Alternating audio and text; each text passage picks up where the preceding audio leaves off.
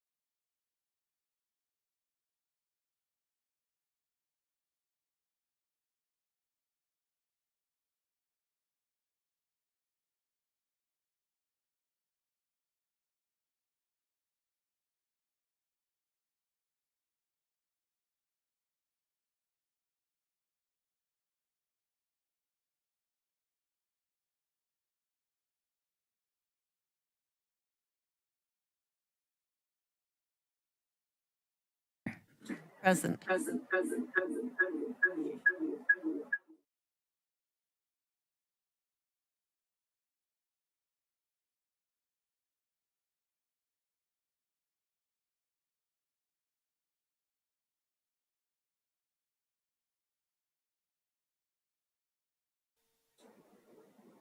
Yes, we are. They must have a microphone on or something. Is there another program on? They're watching us.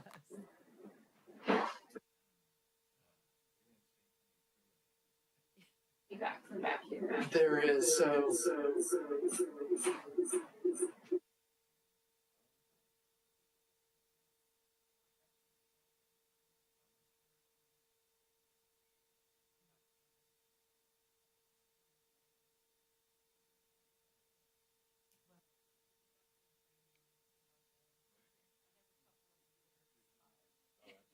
Yeah, there you go.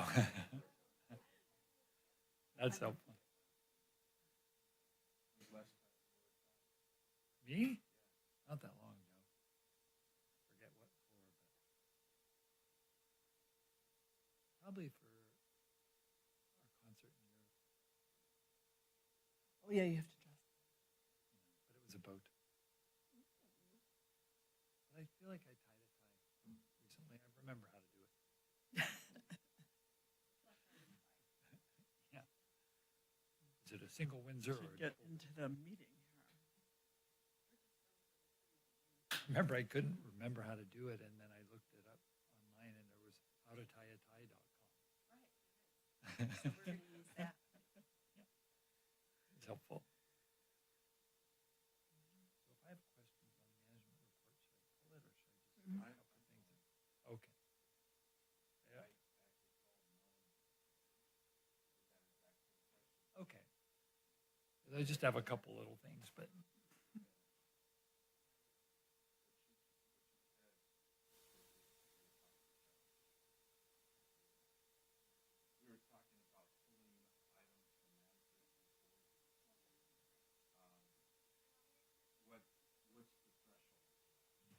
discussion. If it's a question, we can leave it open. It's more of a discussion instead of best practices. Okay. Go ahead. That'll make it easy for me.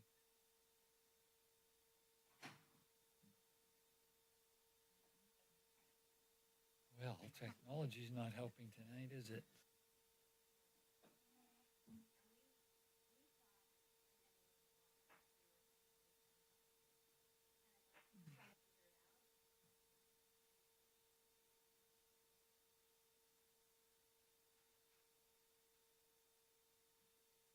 Did they have a microphone on or something?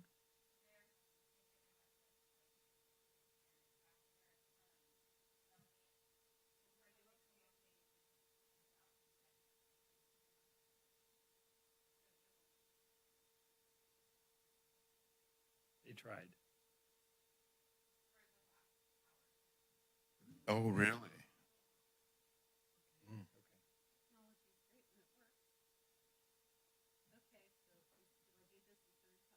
No, I think we already did We've already done it. roll call.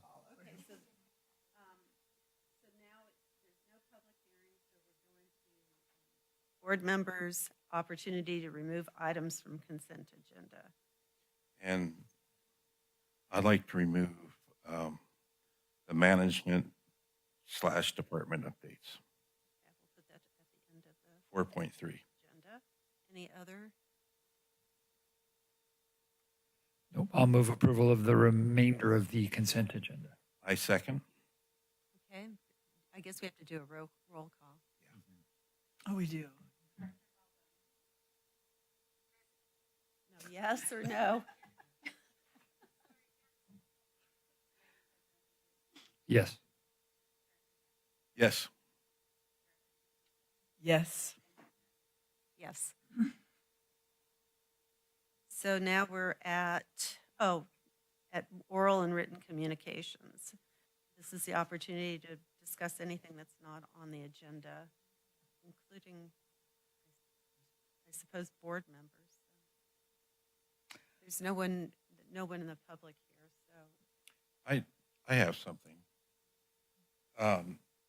With the fires in LA and also the battery plant down at Moss Landing and other things going on, it has raised in my awareness just the real necessity of us having good emergency plans. And I don't know where we stand on that, so I'd like to have that agendized in a future meeting.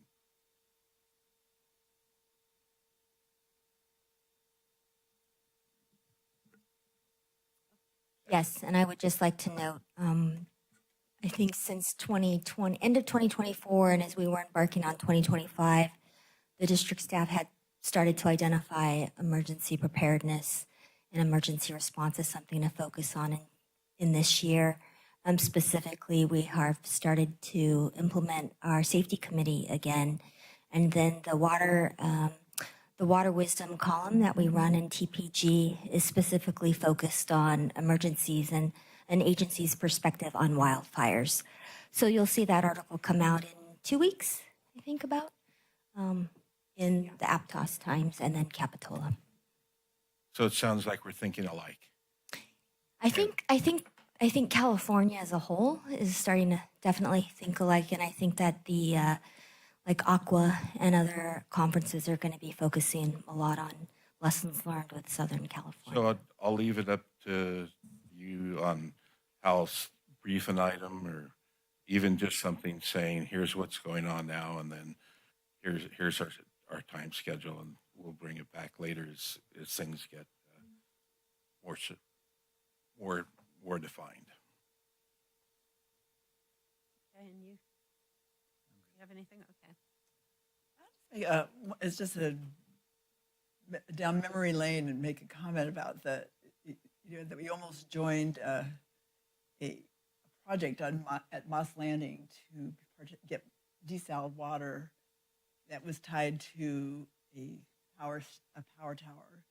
At the same time, we didn't do that. I wonder what would have happened to our water supply. It's kind of interesting. So there's another reason to be grateful for Water Soquel that we found a good path.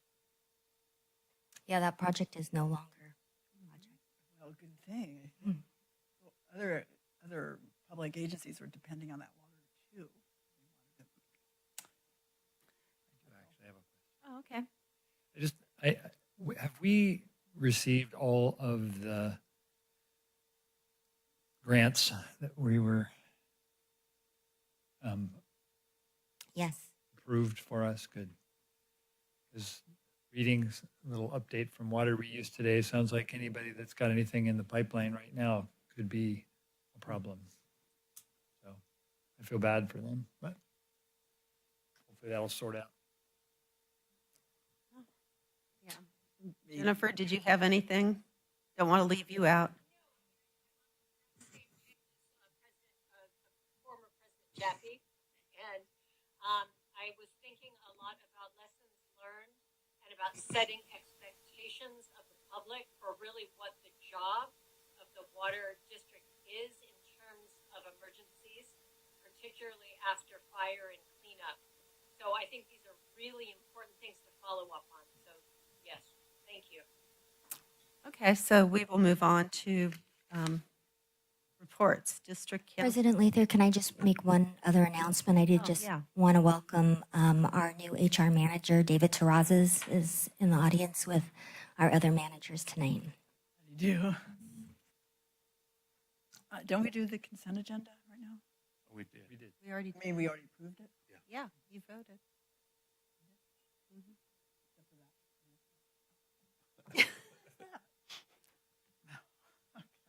Pull myself together. Sorry. District Council, do you have a report? Thanks, President Lather. Just a very brief one this evening. So it's that time of year where we're kind of going through all the bills that were made into law and took effect January 1st and highlighting those. We are working on more of a written summary of all the bills, but there was one I wanted to highlight just given its nature to our meetings, and that's AB 2302. What this bill does is it changes the number of times that directors can call in from a private remote location for a meeting for just cause or an emergency. So taking a step back, and as a reminder, there are really two ways that you can participate remotely in a meeting. The first is under the traditional teleconference rules, like Director Balboni is this evening. Under those rules, you can call in remotely an essentially unlimited number of times, but what's important is that your location be included on the agenda and that that's a public meeting location, so conceivably someone could provide public comment from that, that area. The second, and what we used to call the AB 2449 requirements, is the current version of the COVID rules, essentially. And it, as mentioned, allows directors to call in remotely for an emergency or just cause. Just brief reminders of what those qualify as. An emergency is, truly a family or medical emergency.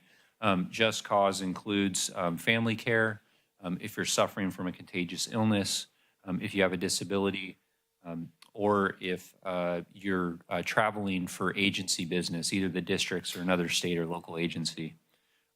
Previously, there were limits on the number of times each year you could use the private meeting, remote meeting location rules, and they're really tied to the number of times the agency met, and they were different depending on which one to use, and frankly, a little confusing. So what this bill does is it just clarifies the number of times that directors can use these requirements based on the number of times that this board meets. So for us, because we generally meet twice a month, you're able to use these requirements twice a year, so 2 meetings a year. I know a number of you sit on other boards, so I'll go through the other requirements just for just an FYI. If an agency meets once or less a month, it is, it's 5 meetings for us because we're 2 times a month. It's 2 meetings a year if you meet once a month or less. And if you meet 3 times or more a month, it's 7 meetings per year. As mentioned, we'll continue to kind of update these or highlight those that we think are of note, and we'll distribute that written report as it becomes available. Thank you. Can I ask a very quick question? Is that a calendar year, the water year, or is it? Can you hear that? Yeah, I can. It's an excellent question, Director Balboni. And just for everyone, the question was how a year is calculated, if that's calendar year, water year, fiscal year. It is a calendar year, so it resets every January 1st. Thank you. Even for our water board, it's a calendar year. Okay. Now we can move on to administrative business. There's no conditional and unconditional will serve, so the next item would be receive 2024 year in review slideshow. Becca? Yes, thank you, President Leather. So we put together, with help from every department, a year in review, calendar year in review 2024. I'm not sure if you're going to get to hear the music with technology tonight. Sure. So I think the video speaks for itself, and it's kind of a highlight. I know in years past we've done it at the end of the year, and I think it was last year when we switched it to January, just because there's a lot still happening at the end of the year. And then looking back, even before that, we used to do kind of a year review where it was a staff memo. But I think pictures speak 1,000 words, and it's really fun to be able to not only look at the year in terms of pictures, but also in terms of data and information. So this is something that we put together. We presented to the board at a board meeting. And then this is also something that we will put out in our once a month quick sips. So it'll go out in next month's edition.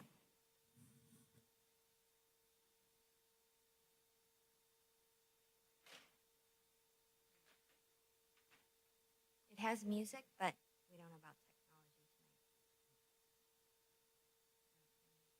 tonight.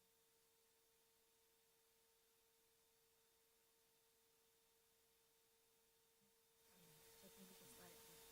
Ooh, that looks good.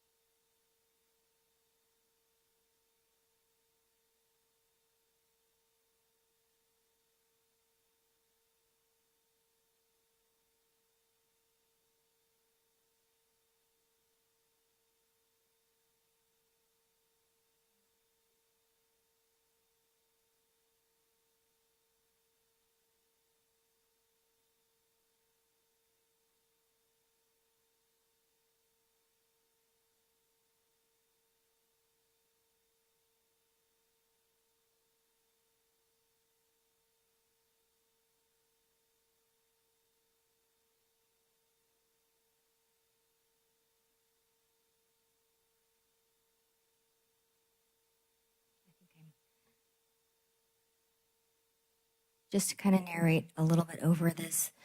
It's organized based upon our district's mission and our strategic plan. So the priority goals, so it's highlighting water resources and infrastructure.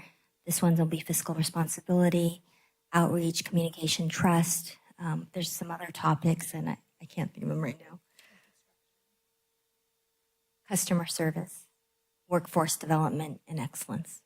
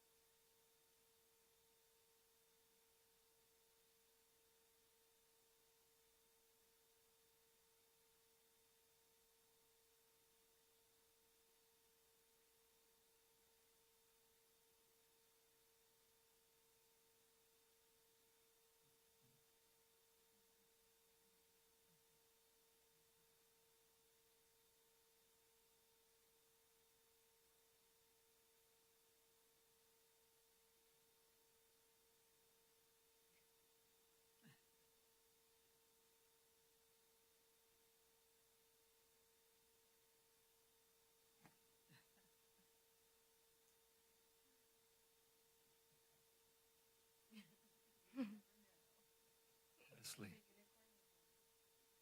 Leslie.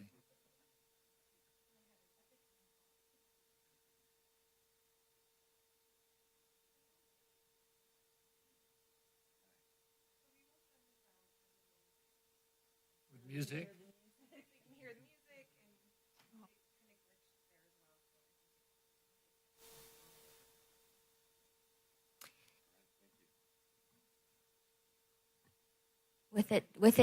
With it played without music, it made us want to talk over it. And maybe next year, we'll actually take some time to talk and hit some of the key milestones to give you a little bit more of that background information, because there's a lot of work that's being done by the employees over the year that we would love to continue to showcase.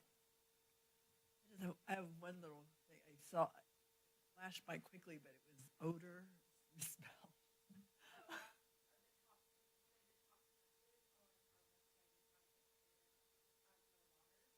And they misspell it there, so you put it odor.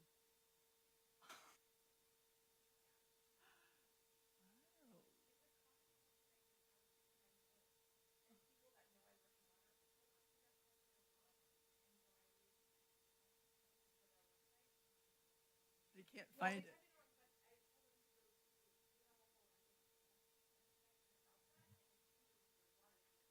Mhm. Yeah. Yeah, I've had that. Sulfur. Okay, That's so, yeah. So next we have 7.3, receive information on the agenda and meeting portal website upgrade and review the proposed agenda memo formatting updates. Are you going to have problems with the?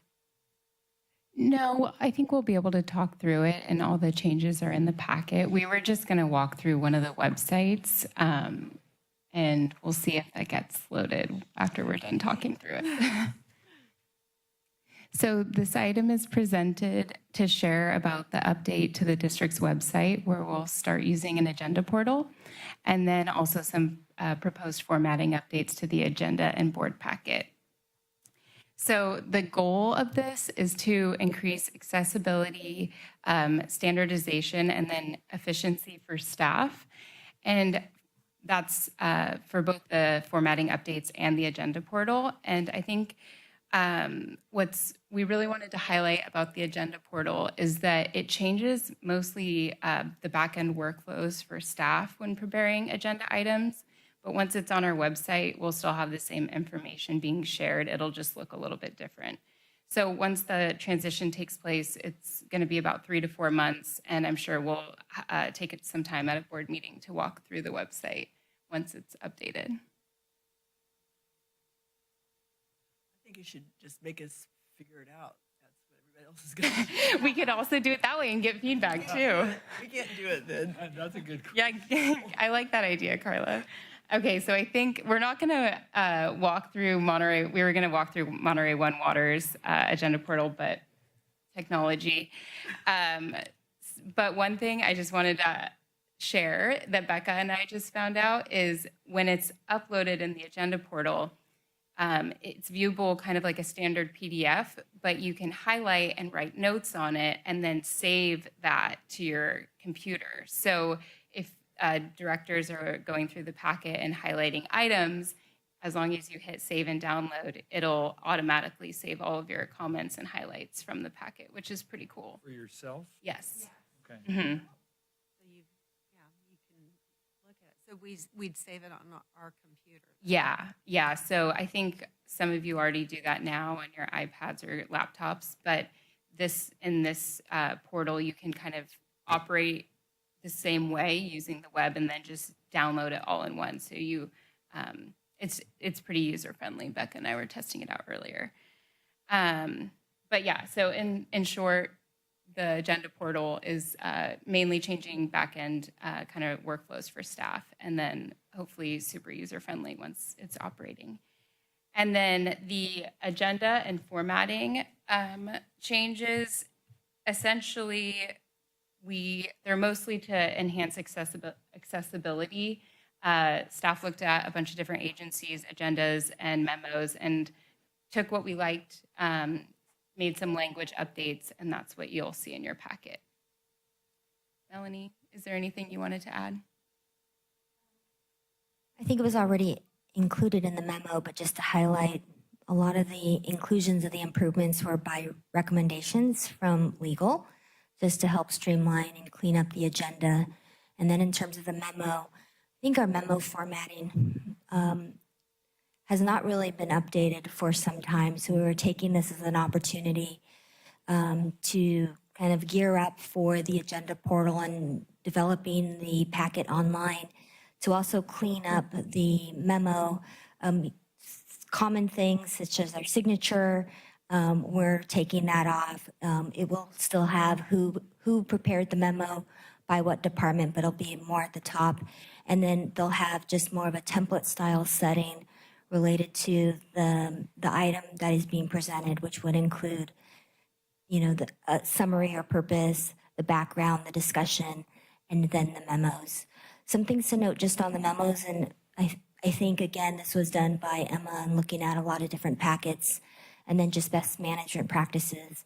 The motions on the memo, I think, will be a new change, but I think a better change just in terms of clarity, taking off the take no action, since that is something that the board can always do, and be more based upon some staff recommendations to just narrow in on kind of the motion at hand for that item. Okay, are there any questions? Comments? Yeah.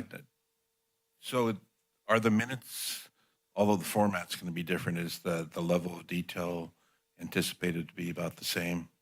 That's what I'm expecting. You can set your templates any way you want with the new portal.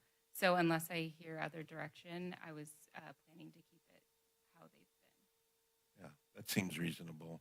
We've been through, over the years, many different levels of detail. And right now, since usually we have, a video of the meeting, there's less detail required.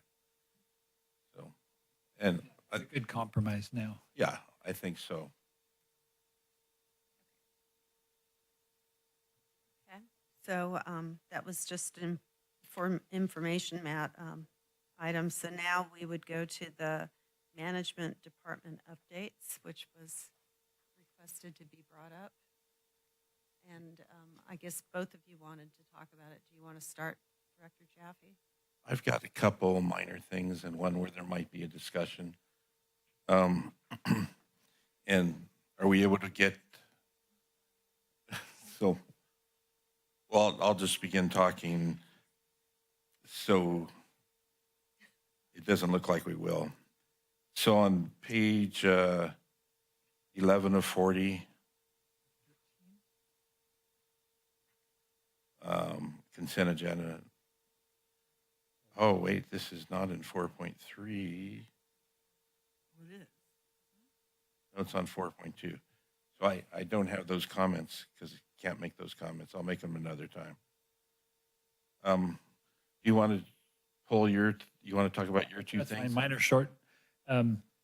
One was just, there was a lot of information described on the City of Santa Cruz, including coordination, O'Neill and Beltswell interactions, water quality trends, cooperative groundwater management agreement, intertie operations, all this stuff.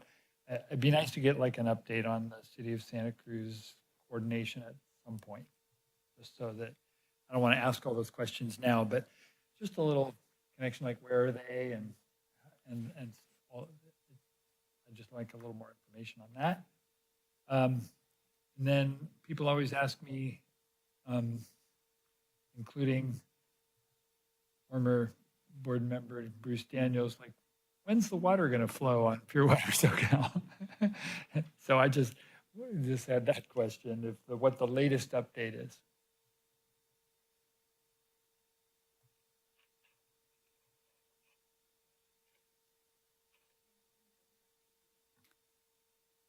There should be a button under the table, under Melanie. I don't think we need to. I think I got the notes. We can definitely add the coordination question related to the City of Santa Cruz on our special board assignment, Dr. LaHue. And then just in terms of Pure Water Soquel, we're currently in startup and commissioning and testing, and so we're still shooting for, bringing the project online in 2025. A lot of it will be based upon us submitting the information to the state. They have to permit the project. We still are working on some of the punch list items and some of the equipment with Black and Beach. And then the facility site, and Taj, if you want to talk, or I can, we still have McGuire and Hester on the site for the seawater intrusion prevention wells, the equipping project, which we are anticipating to also complete in this first quarter. But the testing part and bringing the project online is dependent upon multiple factors, though. Yeah. So the wells are going to be going into startup as well as the rest of the plant in the next 2 weeks. We're going to be doing a 7-day test, 24/7. So that'll be the first that 2 of the wells will never have, been tested for recharge. And that'll all be done in preparation for, the demonstration test. It'll be a 21-day demonstration once the state gives us the authorization to do that. We'll be putting water in them for the first test, or just? Yes, there will be water, but it will not be the purified. Right. It'll be our groundwater. It'll be our groundwater in, just to see how it flows and how that. It'll be wet testing for a lot of the controls, also getting some data for the hydrogeologists to think about set points going forward. It is. I mean, it's exciting. I like knowing where we're at. Oh, absolutely. Thank you. Welcome. Is there anything else on this item? Yes. So Tom, I also was struck by just how much is going on with the city. And it's just, and I'm good with the level of detail on this. Sometimes it's easier to put everything down rather than pick out the things that you want to highlight. So I'm good with it,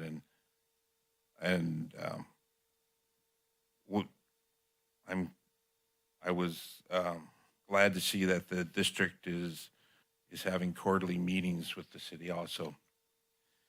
But the item I wanted to talk about was conservation state standards reporting.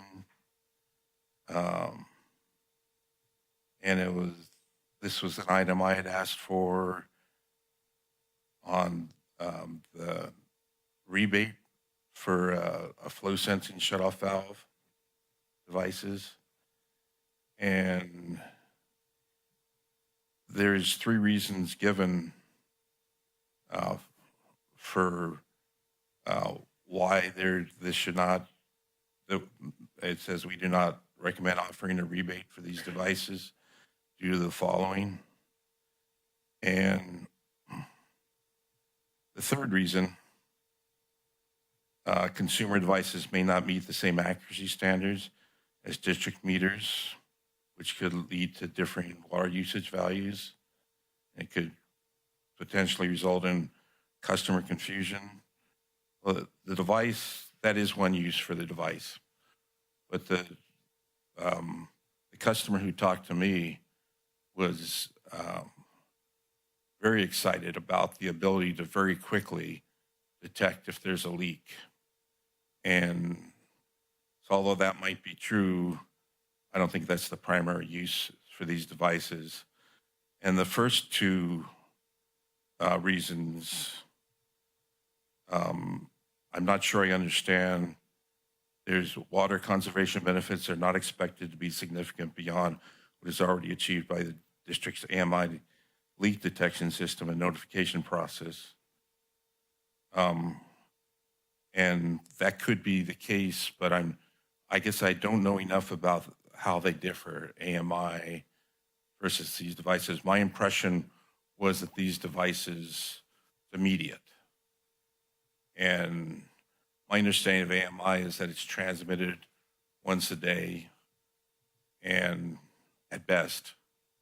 And so I don't understand this reason. And maybe the significant is,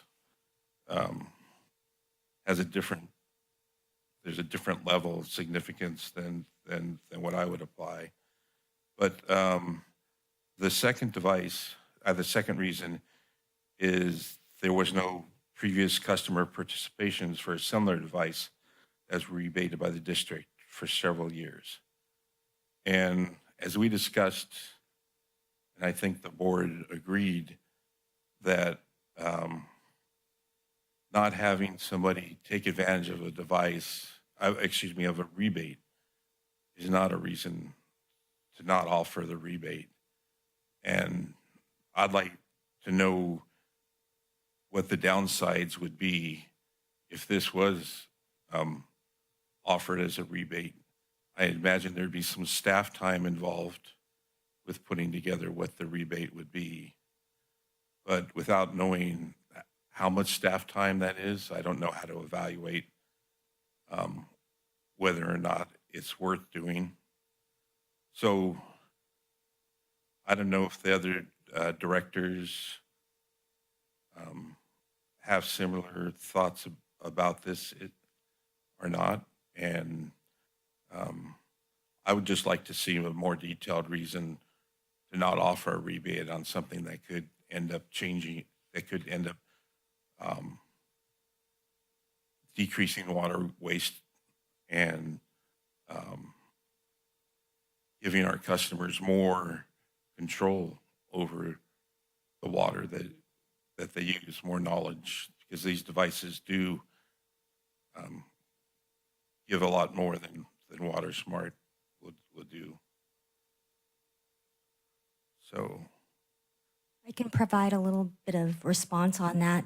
The Water Resources Department did some analysis on this device, and as you saw in our analysis of rebates, there has been a bit of a downturn in terms of participation over the years. We had what we called the largest rebate program in the world at one time, because anything that we thought could be a water-saving application tool, we added that into our rebate program. And then just over the last, I think year and a half, we evaluated the rebates and tried to really kind of create a list of rebates that were the most applicable to homeowners that may want to participate in reducing their water use. I think with this device, some of the things that the Water Conservation or the Water Resources Department analyzed was that with the increase in the switch from AMR to AMI, we do have more and more often detection of water savings or leaks, very similar to this device. When we did offer the one that was previous to that, we didn't have any takers. And what this device, I think, is geared more for in terms of water savings or just detection of a leak. I think it was more of a detection versus like a quantified water savings in terms of what the rebate program was designed for. And so with that initial analysis, it really wasn't necessarily, there are some other kinds of devices that may be more prone to water savings as a whole program rollout, but because of the probably limited number of people that would participate on this, given kind of the application before, just like some of our others, it wasn't one that we thought we would want to reopen the rebate program and add. We did want to analyze it, and we do think that there may be some others, but we do feel that the customers have used a lot. And with AMI, it has such that notification feature in there that this wasn't one that we thought we would add. In terms of what does it mean to add to a rebate program, currently, I mean, it takes time just because it depends on if we're just adding it just to add, or if you're asking us to really promote and change. We do still have handouts. We still do try and speak to that when we go out. So there is some administration related to the rebates that would be applied every time we go and modify the rebate program. Shelley, did I capture all that, or is there? Sorry, Jennifer. Yeah. To say that in general, the trend is that water districts are discontinuing rebates because the data indicates that rebates disproportionately benefit wealthier clients, and so there are equity concerns. So I just wanted to put that out there. That's a big thing that people are talking about. Jennifer, please send me the information on that. All right. Did I capture everything, or do you want to add any? Sure.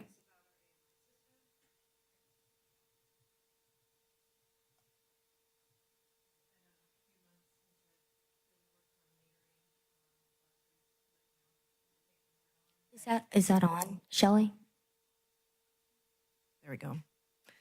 The way our AMI system works is it sends hourly reads twice a day, so every 12 hours. And we do get alerts when there's been continuous water flow for 24 hours at a rate of more than 3 gallons per hour. We get a leak alert, and then that will go out through WaterSmart if we have the customer's email. If not, then that's up to staff to follow up with the customer. There is a quicker alert, though, if it's a really big leak, and that's called a burst alert. And I think the setting for that is for leaks that are more than 30 gallons per hour. We get a more immediate leak alert for that. So the way that these flow sensing devices work is it's more real time, I guess, notification than what we provide. But you're just shortening really the time frame or the leak amount based on the quicker notification. So there is probably additional savings, but how do you quantify that? It can't be quantified. And we're thinking, we're already saving over probably about 200 acre feet per year with our AMI system. So you're getting diminishing returns, I think, to just chase down this incremental bit of additional savings that you might be able to get is one kind of issue.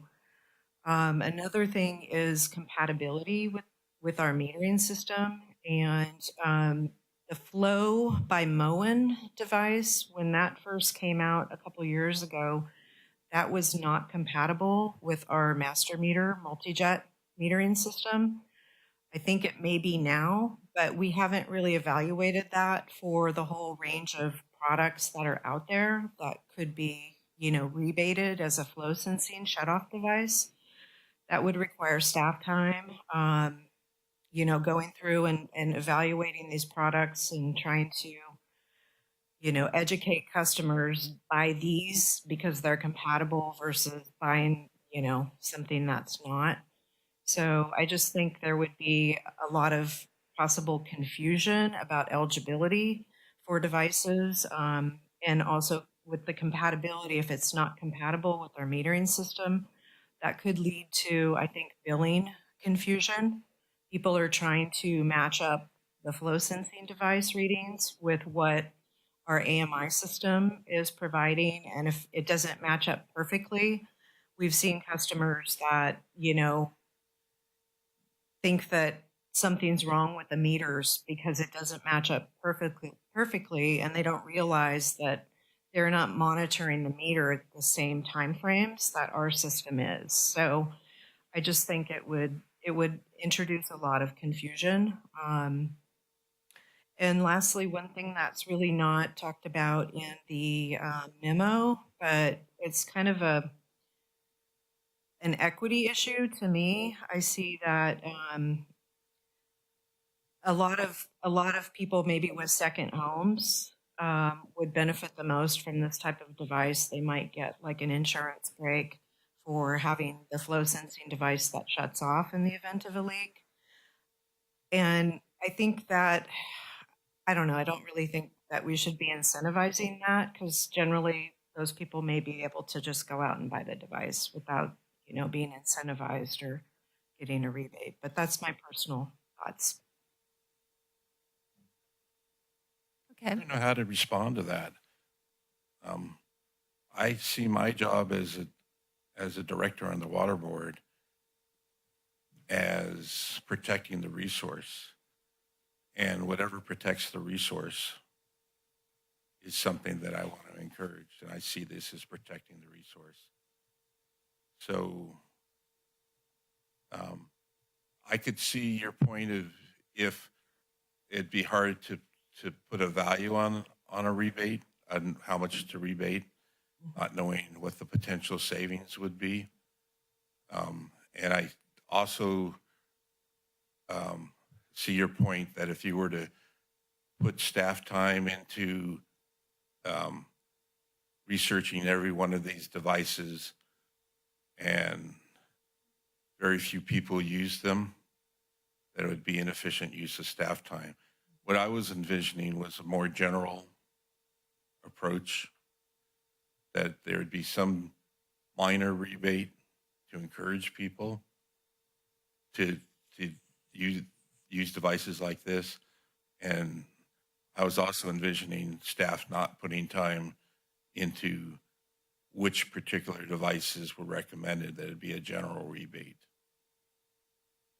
So. Okay, the devices generally cost about $500 to $700. So I don't know, if having a $25 or $50 rebate would create enough incentive. But what were your thoughts on the dollar amount? I don't, something minor, 25, 50, 100, something in that range. But I could be out in left field here. I don't know if the other directors think the same way as I do. And Director Jaffe, apologize, I was going to jump in. I mean, this is a report, and it's totally appropriate for us to have a conversation about the report. But if we're looking to have, I think at this point maybe a conversation about the merits of adding this to the rebate program or revisiting the rebate program, recommend the board agendize it. Yeah. Recommend considering just agendizing that for discussion. Okay. So I'd like to have further conversations about this, and then Melanie and Shelley, we can determine whether it's worth pursuing. Okay, we can bring it I back don't, if as any a other directors agenda item. it might not, I'm now seeing more when you go into the detail of how you're thinking. Yeah, there's not a EPA Water Smart certification program for it, like there are for a lot of devices, toilets and faucets and shower heads. And irrigation controllers. So that's another kind of difficulty in like directing people to a product because there is no certification for it currently. Okay. Thank you, Shelley. Yeah, let's not take any more meeting time on this. I think on some of the things that are requested or of interest, we'll put it on the special board calendar assignment. And if there's something on that list that you guys would like to create and agendize, that the next time we bring that list, you can request that. Okay. Josh, thanks for stopping the conversation. And Director Jeff, I know you mentioned maybe having a comment on 4.2.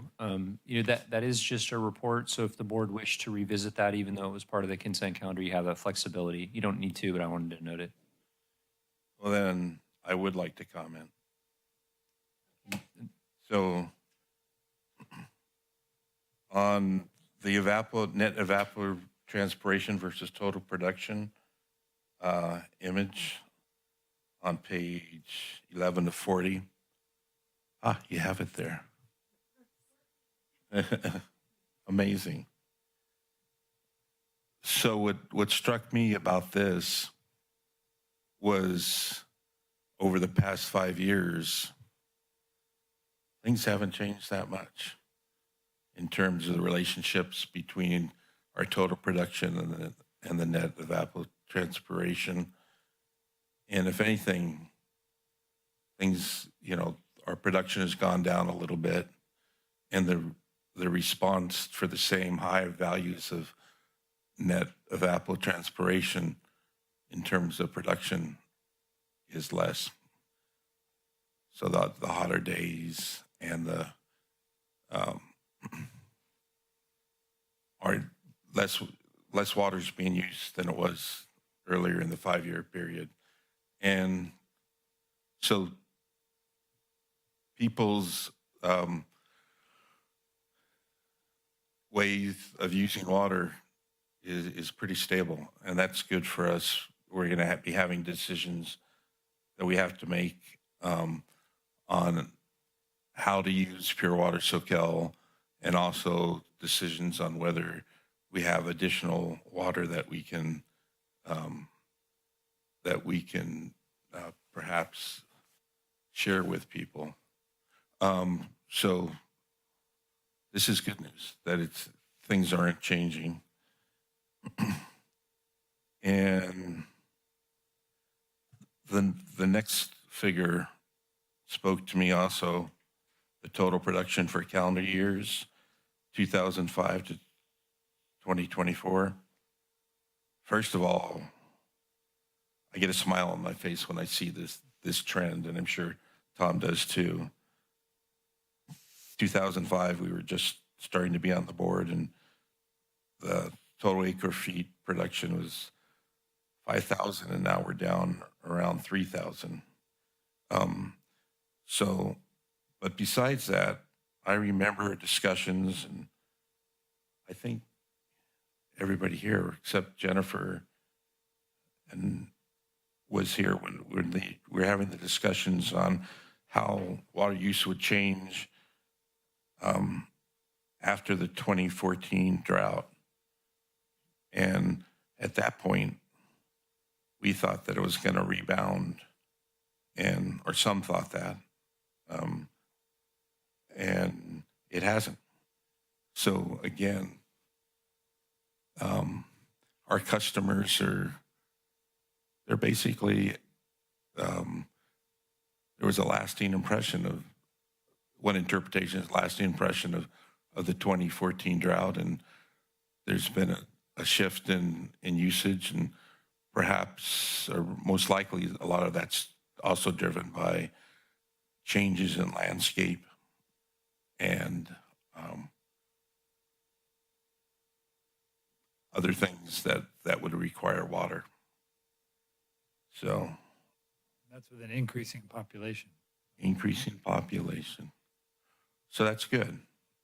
Both those figures make me hopeful that we're going to be able to recover the basin and keep seawater intrusion from moving inland and hitting our production wells. We're also on the cusp of having to redo our 5-year urban water management plan. So that will be coming up soon. So that's just the comments I had on those figures. I'm glad they're in the packet. Okay. So is there anything else on these items? Oh, then we will move on to closed session.